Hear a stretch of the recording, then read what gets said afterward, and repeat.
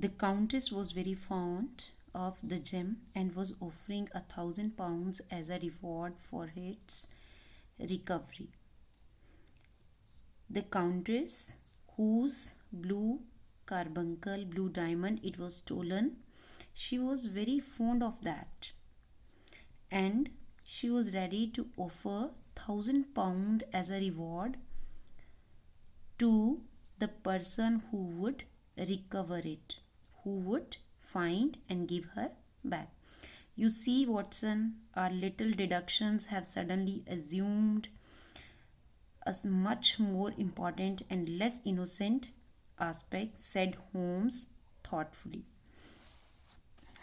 Now Holmes, in a deep thought, he told Watson that their little deduction, their little finding, like the grey hair, like the size of the hat, like the lime, these all deductions, they have suddenly become more important and less innocent aspects. The question for us to solve now is the sequence of the events leading from a rifled jewel case at one end to the crop of a goose in Tottenham Court Road at the other end. So here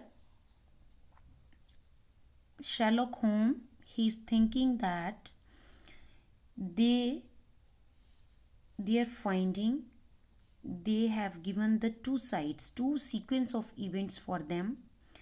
One is the stolen jewel case and the second one is the appearance of a goose in Tottenham Court Road at the other. The first step Holmes took was to place the following advertisement in the paper. So to sort out that, to solve the case, Holmes, the first step taken by Holmes, that he gave the advertisement in the newspaper, and what he wrote there: found at the corner of God Street, a goose and a black felt hat. Mr. Henry Baker can have the same by applying at 6:30 this evening at 221B Baker Street. So this was the news, this was the advertisement that was given in the newspaper. This brought Baker to Holmes, and after a little conversation, so this advertisement brought Baker, the owner of the hat, to Holmes, because when he read this advertisement, so he approached Holmes, and after a little conversation with Holmes,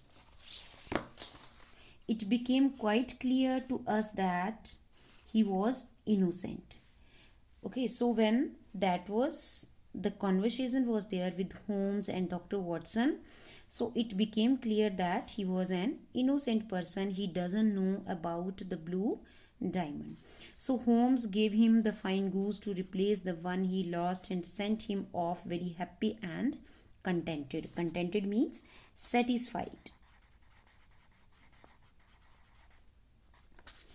Okay, so Holmes, as they came to know that the man is innocent, so he gave the man a fine goose, because their goose, it was the goose of that man, it was cooked by Peterson. Now he had lost that, so they both gave him the new, and the man, he went from there happily and he was quite satisfied.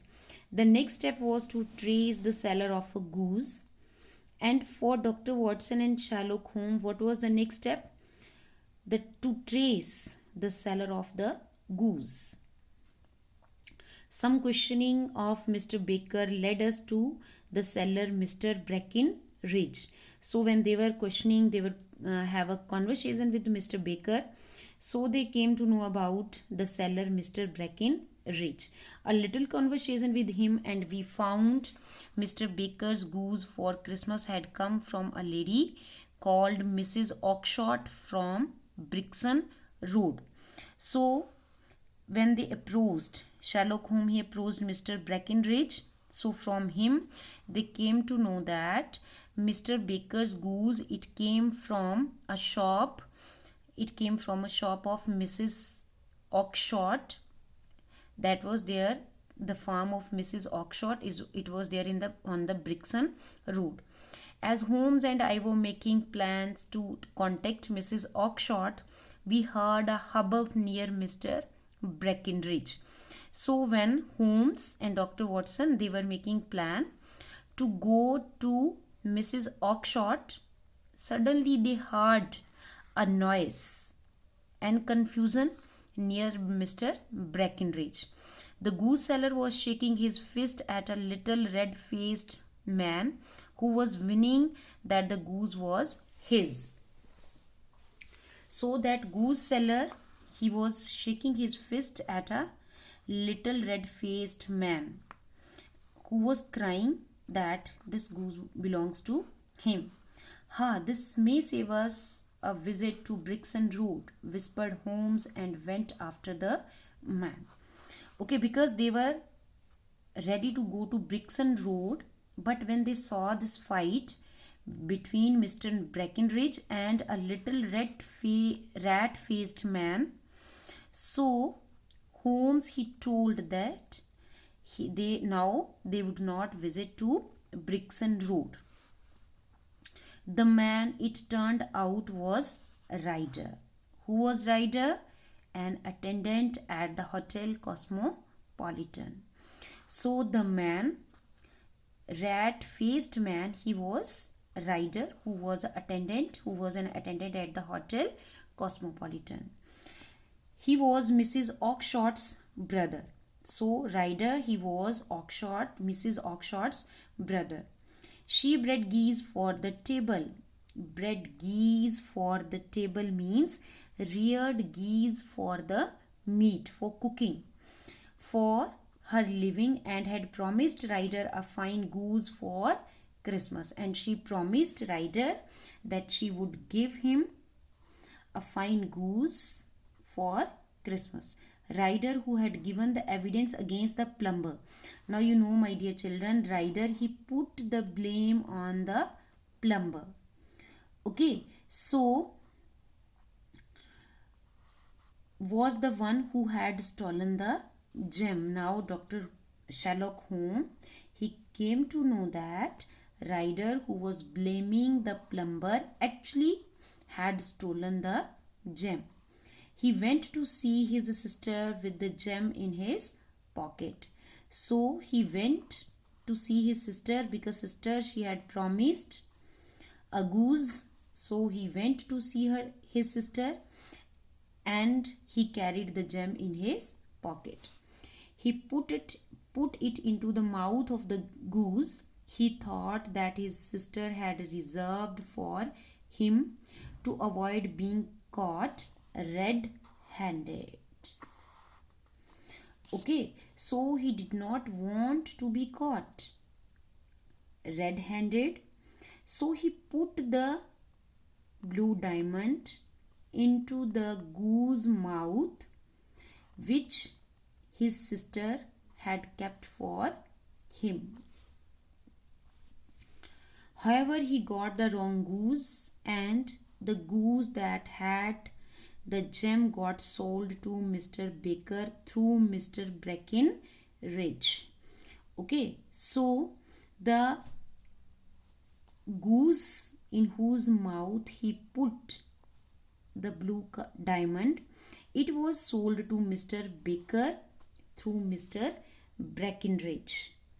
In despair, Ryder tried to recover the goose from Mr. Baker by having him waylaid by hoodlums.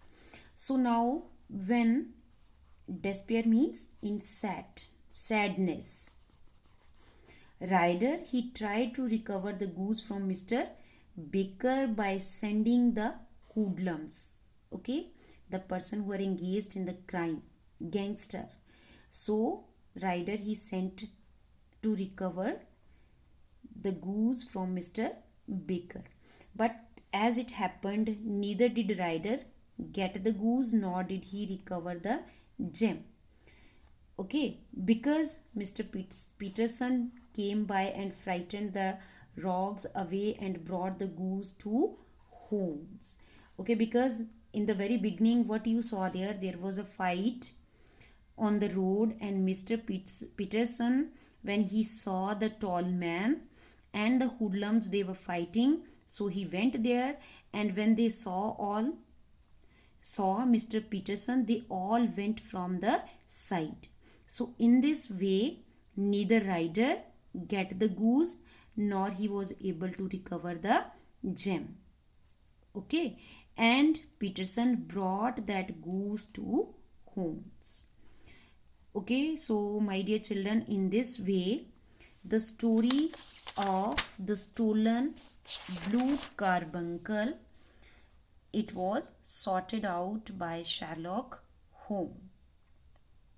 I hope you will read the lesson very carefully and watch the video, and side by side note down the meaning of the difficult words. Thank you everyone.